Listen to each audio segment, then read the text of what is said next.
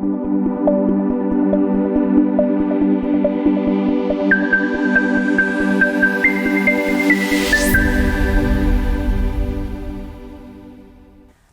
and welcome to another episode of Hello Yellow, where it's all about finding your special element. And today I have an incredibly special element and human in Rik Rushton. He is a high performance coach, an author and a speaker, and today he's going to speak to us about many, many things.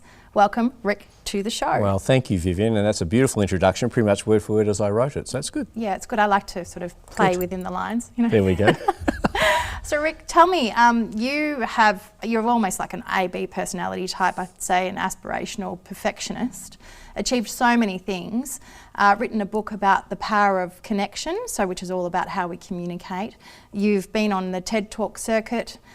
You are well and highly sought after to help coach, high performance individuals, being a high performance person yourself. Tell us, what gets you up in the morning? Well, I think I'm very clear on why I'm here, and my job each day is to help people get to a better place, and if I help people get to a better place, I get to a better place. So I'm just very clear when I get up that I just ask myself the same question every morning. It sounds hokey, it sounds corny, but it's very true. I just say, am I ready to help somebody get to a better place today? If the answer is yes, I get going. If it's no, I probably stay in bed. Good news is I haven't stayed in bed too often, so that's what gets me up. I'm very clear on why I do what I do, and that just gives me the energy to get in and do it. And so the power of connection, that was a book that you wrote how long ago? So it was out in 2018 and it became a bestseller in 2019, and if the truth be known, Viv, that was one more book I wrote than I read in high school. I was very ordinary at that sort of stuff. So, and that probably opened up a lot more opportunities because we were just going in 19 into COVID, and the way that we were communicating has probably changed a little bit from when the book came out, and yet seemingly from what people are giving us feedback, the book had some strategies that helped them during those lockdown periods and gave them some context on how to communicate online, in Zoom potentially, and just in that personable connection when we got out of lockdown. So it was probably in its time, it was relevant, not knowing that was the reason why we wrote it.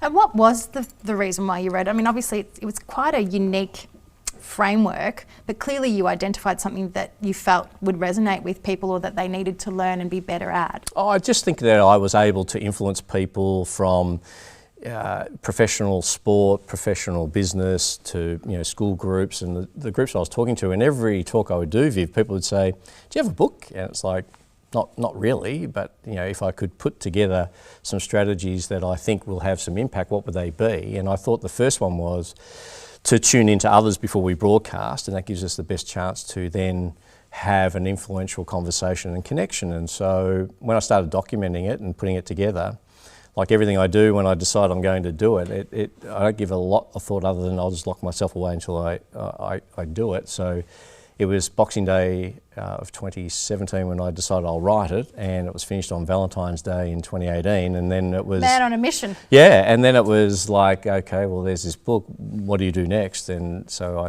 I put it out to, I think, 3 publishers, and the first one that responded back I just went with, and there was a deal there which I never read, and my business manager sorted that out, and luckily for me I just fell on my feet. It was Wiley, they're probably the biggest publisher of personal development books in Australasia, and then from there it just went. So it went out of a request, I guess, from people that were saying, what we love is what you've done in room. How do we take a bit of you with us? How do we stay I guess improving in that space with some resources that can help us.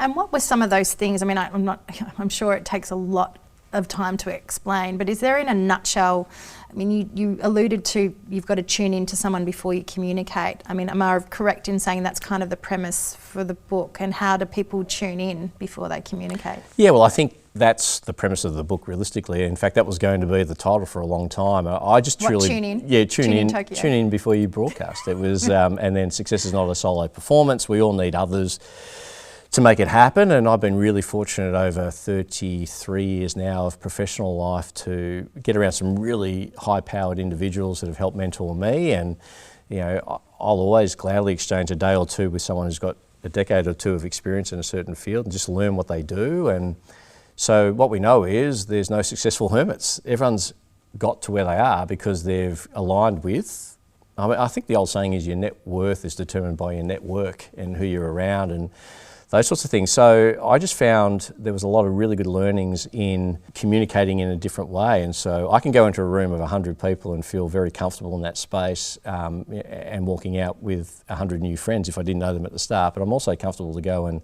sit in a room like we are today and just watch how something like this happens. You know, how does this work? I'm just inquisitive. So for me, I think the 3 lessons out of the book are, number one, the advice we're given is just be yourself, which I think works well in an authentic sense, but it won't work in a professional sense because who I am resonates with you.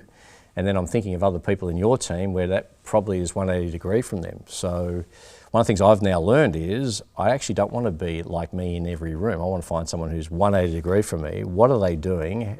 They've got to a stage in their life, they must be doing something. So what I find is if you can get around like-minded people, you just dilute what you already know. If you can get around people who are opposite to you, you find something that takes your learnings to a whole new level. So you're stretching. Yeah, I think, and it's above the line as you talk about and below the line, and that's how it works for me.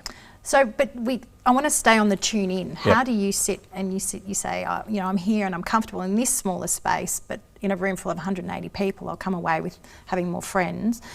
But how do you teach someone to tune in so you can have a meaningful connection? Yeah, it's a great question. And first and foremost, I think it's like going to a dinner function. If you go to a dinner function and you hope, you know, I was just on a flight this way, like you hope you've got the flight lottery or the dinner seat lottery that you see next to someone inquisitive that you can have a chat to, right? If not, you know, and we've all been on those flights where, you know, Rexhona's not an island off the Whitsundays, you find that out. You know, we get those sort of situations. But I think, you know, for me, how I teach people to communicate better is to ask a lot of questions and listen longer.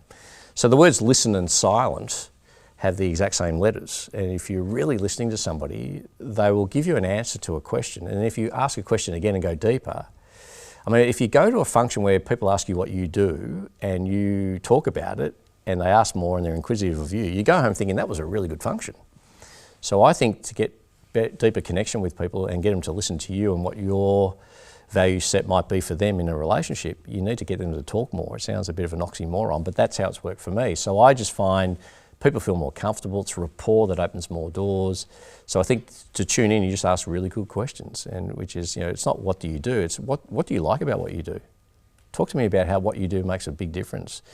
You know, I don't speak for the money. You know, I still take the money though, but I don't do it for the money. I love the engagement. I love the interaction, and there's many things that I'll do economically in a week that are paid for. There's a lot of things I do in a month that aren't paid for, but I enjoy them just as much, if not more. So it's all about that inclusive, collaborative, ask a question, ask a deeper question, and from there it just sort of builds. So you're not actually sitting there meditating, you know, before you actually start engaging, no? No, I think, you know, wherever I am, I try and be there. So when I'm with you, I'm not thinking about my wife, but I will be when I'm with my wife, you know, not thinking about work. And when I'm with my kids, I'm not thinking about the next gig I've got to go to or the next event I've got to speak at or whatever. But when I'm in that moment, as much as I'm always got my wife and family top of mind, I'm present. So wherever I am, I'm being there. And if you're there and you just show up with energy and an inquisitive nature, and you know, you get to sort of have a discussion and exchange, it's amazing where that can go. So I just think if you